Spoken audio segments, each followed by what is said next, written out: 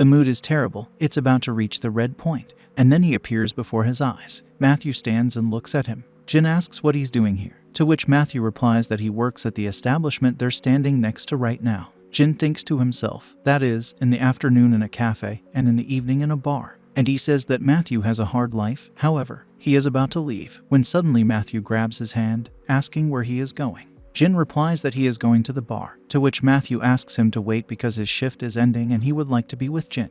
They are sitting in a bar, and Jin asks Matthew how many side jobs he has in total. He replies that now he has 2 part-time jobs, because he can't do it anymore, and in his free time he works on sculptures. Jin thinks that Matthew reminds him of himself, who didn't expect anything from life before. Matthew took a sip from his glass, and choked on the bitterness of the drink. Jin was also interested in whether he urgently needed money, because he also receives a scholarship, to which Matthew replies that the materials for making the sculpture are also not getting cheaper, while holding his mouth with his hand, because the taste was very unpleasant to him. Jin doesn't understand why Matthew doesn't earn money by doing art. In general, such people, immersed in their creativity with their heads, taking into account all that financial assistance and everything else, live well like this, not really worrying about their well-being. However, some people, in order to lead a lifestyle at least a little similar to normal, just satisfying basic needs, work out like oxen without stopping. And, no matter how much they work, they hardly manage to stay afloat. Jin reached into the inside pocket of his jacket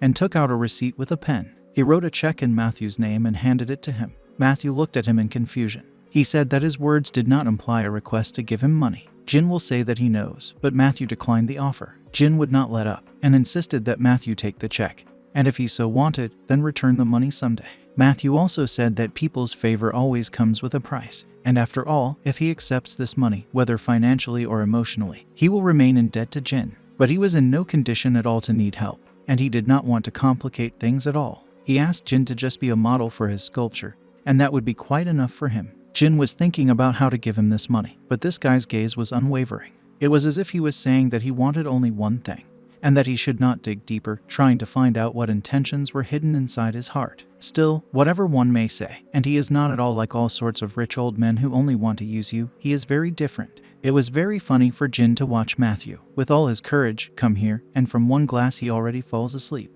He asked him why he had come, to which Matthew said that Jin had not given him a promise about the next meeting. But the thing was that Jin was very busy, and he had a new project starting this week. But when he looked at Matthew, he noticed that he was without glasses, to which Matthew said that Jin told him that they were in the way of kissing, and climbed for a kiss. But the kiss had not yet begun, as it was interrupted by a voice from behind. That voice turned out to be the guy who pleasured Jin last time. The guy started asking questions about why he left so early, and whether he liked it. He offered him more pills, and reached out to kiss Jin. Matthew looked at it in utter confusion, not understanding what was happening. Jin responded to the stranger's kiss, but at the same time kept his eyes open, staring intently at Matthew during the kiss with the stranger. It looks like today has prepared for me a series of the most lame events, Jin thought to himself. In this connection, he should be terribly furious. However, he felt very well. Matthew drooped. Suddenly Jin broke away from the kiss and took the boy by the scruff of the neck. He said that he was not attracted to pills offered by a stranger, not to mention himself, and he planned to keep his mouth busy with something else this evening. He told the guards to kick the guy out of the bar, and told Matthew to go after him. He took him by the hand and quickly led him to his car, which was parked in the parking lot. He opened the car and pushed Matthew into the back seat, saying, "Matthew, remember, you can only receive, and you don't have to reimburse any price to pay for this." He unbuttoned his fly and got down to business. Jin caressed him, relieving tension.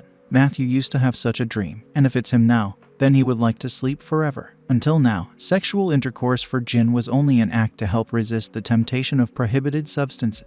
But at this rate, he can get hooked on sexual intercourse with Matthew like drugs. When the third round came to an end, Matthew came up behind the grumbling Jin that his clothes were now crumpled and dirty, and asked how long the marks on his neck that he had left him could remain.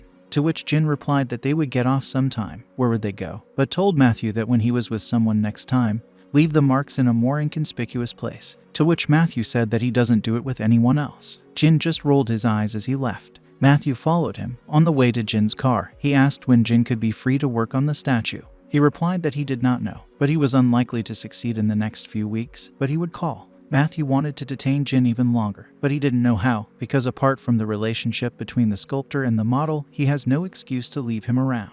He represents for him the side of always leaving him. His role is to be the waiting party. Although if we talk about that person, he doesn't even remember him. Then Jin stopped abruptly and turned around, asking why Matthew had stopped, and told him to get in the car and he would give him a ride. On the way to Matthew's house, Jin started a conversation and asked why he needed such a model, which disrupts all the work on the sculpture. Matthew patiently replied that he was satisfied with everything. Even though there was little time left, Jin said that if there are problems, then let him choose another model because he doesn't care. To which Matthew said that he only wanted him as a model. Jin didn't understand what Matthew was planning, so he decided to change the subject and asked why he suddenly became interested in sculpture. But Matthew said he told me last time. Jin remembered about the rabbit and asked what happened to him in the end.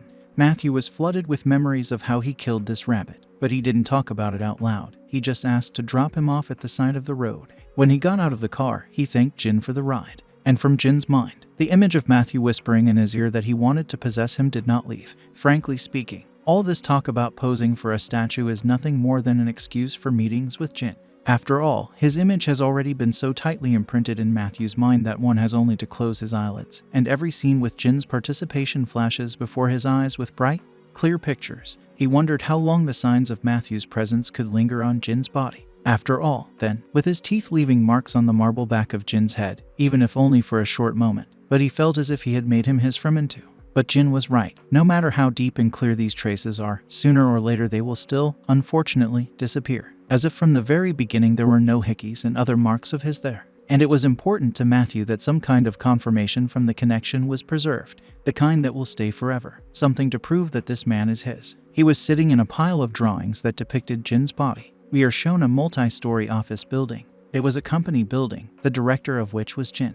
And they said that the director himself would lead a new working group on the museum project. Two girls were standing and talking in the cafeteria. One of them was interested in why the director himself was appointed. Another answered her that although he is not often found in the walls of the company, although sometimes he also appears here and does ordinary office work. Another asks, because their company usually takes on projects with a good profit, then why did they take on an art museum? She was told that there was a direct order from their representative, although who knows what these gangsters are guided by. Another girl looked at her in misunderstanding, and she remembered that she was new and began to explain, saying about the director that he looked scary when suddenly he entered the hall. He introduced himself and said that the next 3 weeks before the deadline of the competition would be very stressful, and there would be a lot of overtime work. However, if their company's design wins the competition, then a generous reward will be waiting for everyone as an award. Matthew's life in the next few weeks without Jin was monotonous, in the mode of his normal life. He went to university, then to work, and as soon as the work was over, he hurried to his additional side jobs, like Groundhog Day. No changes, when suddenly Jin's guards came into the cafe, and he had hope, but they said Jin was too busy, and Matthew drooped again. He understood that he would not meet him even by chance like that. It was impossible, but he was still full of hope, and thought what if? He got another part-time job, and the head of the cafe asked if he wanted to eat, to which he replied that he would have a quick snack somewhere. She was outraged, and one of Jin's guards offered him his lunch. He wanted to finish the sculpture as soon as possible, and if he endures a few weeks on part-time jobs offering good extra pay for special working conditions, then for some time he will no longer have to worry about the cost of materials for the sculpture. He came to a new part-time job at a construction site, and immediately went to work, asking to throw as much working time as possible into his schedule. He started working, as he had already been offered a rest, because they worked at night on a construction site. But another builder said that Matthew had been like this since childhood, and that it was better not to touch him. But then it started to rain and everyone was told to disperse. But no matter how busy these days were, time flowed terribly slowly. Although when Jin was around, it flew by unnoticed. They were working on a sculpture, making a hand, as memories came flooding back to him. Despite his desire to finish the statue, he could not concentrate on his work, because the image of a man constantly surfaced in my mind. Thoughts about him were constantly spinning in my head, igniting a fire in my body. At first, he thought that he could ignore it, that he would calm his impulses. But it is only necessary to reproduce in memory his body, the heat of his skin, and he gets even more excited.